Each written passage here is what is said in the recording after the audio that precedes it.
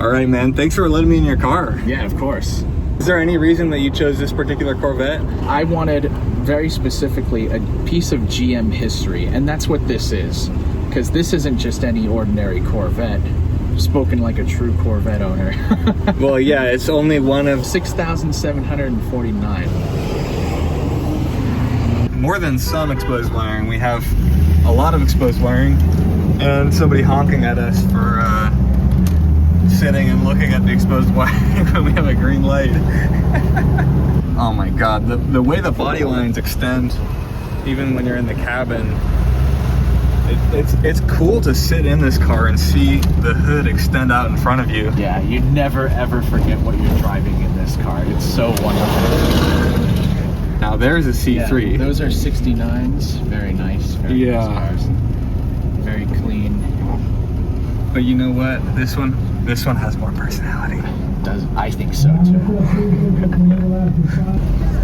All right, we're gonna check under the hood real quick. Why? Well, let's see. I just bought a new radiator reservoir cap, and because the old one was leaking, I just topped it off, and I want to see if it's still holding. All right.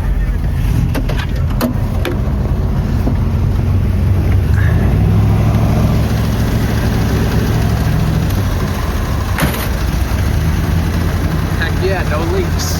We're good. I wonder if he has to check his radiator cap like that. Yeah, probably.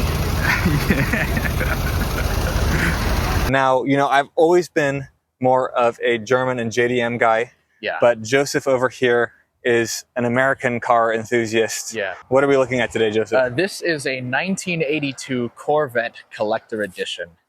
And to my surprise, it became my first car. Yeah, so I had a lot of trouble the first few months. In fact, the brunt of the issue was from the driver's side rear brake. And so what it ended up being was a clogged brake line. And what impact did that have on your life? Quite an impact. I didn't get to drive it for a long time because of that. I mean, you don't want to drive any car with no brakes. And this was supposed to be your daily, right? This was my only car. That was my daily for a long time until I decided to buying another car, and that one is a 98 Camaro V6, so it's got the 3800 Buick engine. As a German and JDM car guy, it's always been my impression that classic American cars were slow, poor at handling, and unreliable. Is that accurate? And if so, why do you love them so much? This car is definitely slow by today's standards. It was made at the tail end of the Malaise era, and that was their GM's first foray into electronic fuel injection ever. So it had its issues, of course. So. Oh yeah, go ahead. So it seems like you get some kind of attention for this car, do you? Is that the first time that's happened? No, and it won't be the last. People love this car. I mean, like, let's just take a step back here and admire these lines. Yeah. Guys, look at this. Where on a German or JDM car do you see body lines like this? These really wide fender flares in the front and rear. It's just a stunningly sexy car. And yeah, you'd be right. The car is very curvaceous. And it was, of course, modeled after the Coca-Cola bottle. All right, now we have to roll it back again because of these people. Wipes. No, we're the stores. We're the influencers. That's true. Being an influencer is so annoying, guys. We're not. Don't do it. We're not influencers. I'm not influencing anybody. And I've always maintained that automotive styling is probably the second most important thing about a car. What's the first? Reliability. Reliability. Well, I mean, I do see the appeal, and it is really growing on me. I actually like this car better than a lot of those highly restored versions that we saw at the car show earlier today, because this has so much personality. I mean, yeah, it looks great with the candy paint on it, but this patina, I mean, this car looks like it smokes a pack a day. It's insane. It has so much personality.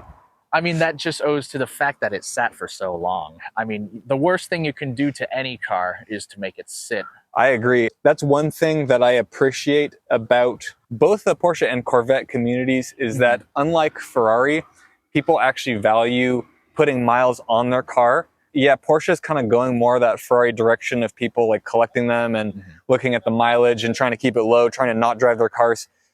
I think this is rare. I think a lot of Corvettes, you see people drive them a lot.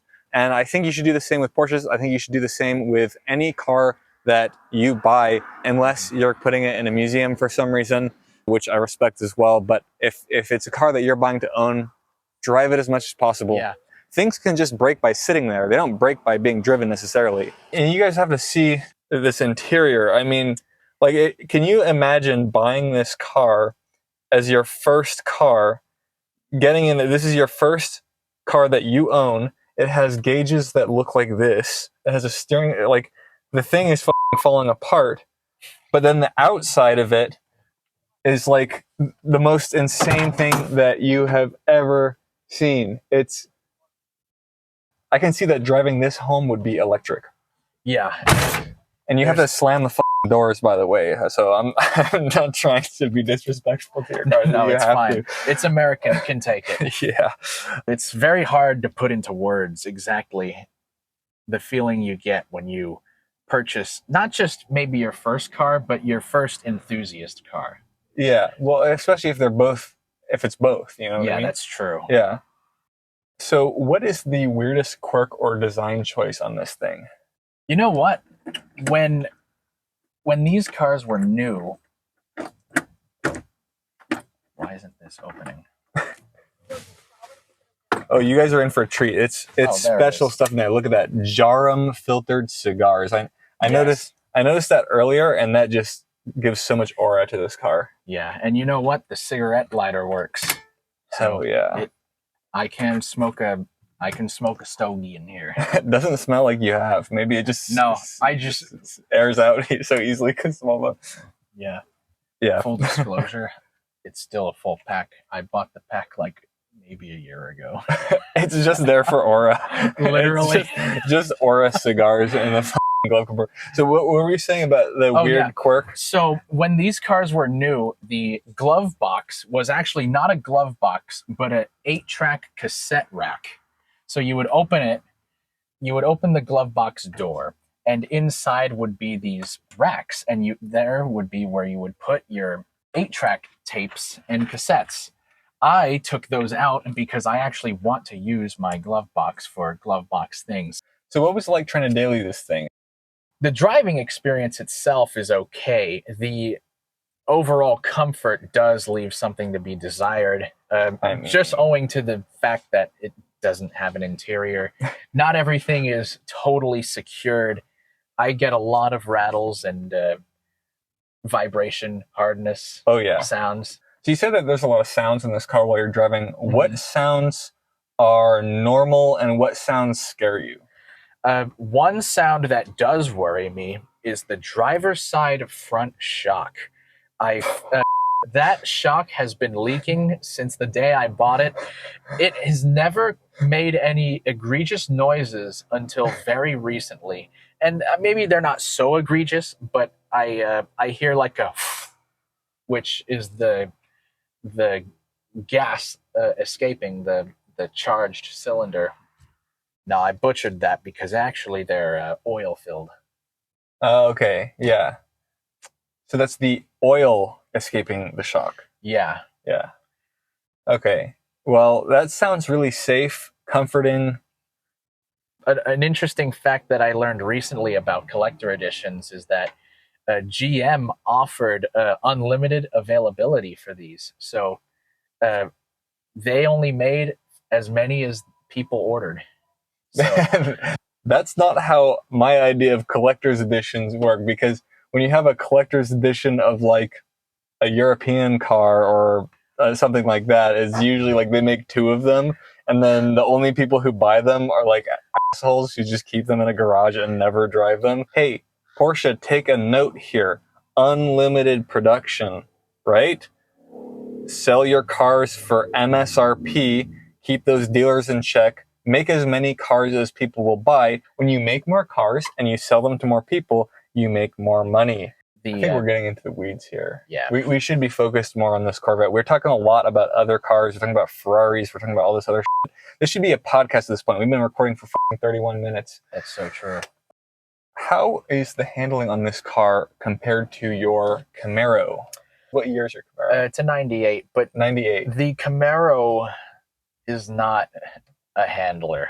That car doesn't really take turns all that well, and that's because it's a solid rear axle car. You're not gonna get the track performance you need from a live axle. This has independent rear suspension, and this has double wishbones up front. Of course, the Camaro also has double wishbones up front. It's just the rear. The rear suspension really settles the car, and with independent rear suspension, it makes a world of difference. The Camaro honestly doesn't have the road manners that this car has, even though it has almost 20 years over it.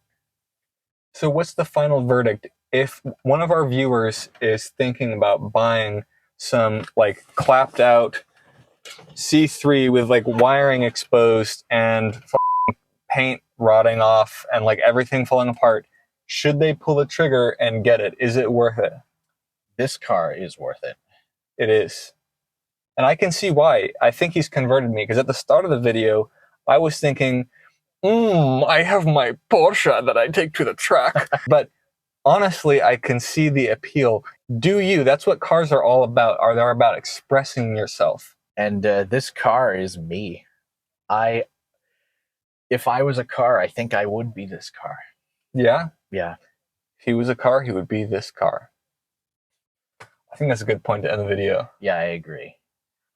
All right. Cheers. Cheers, guys. Have a good one.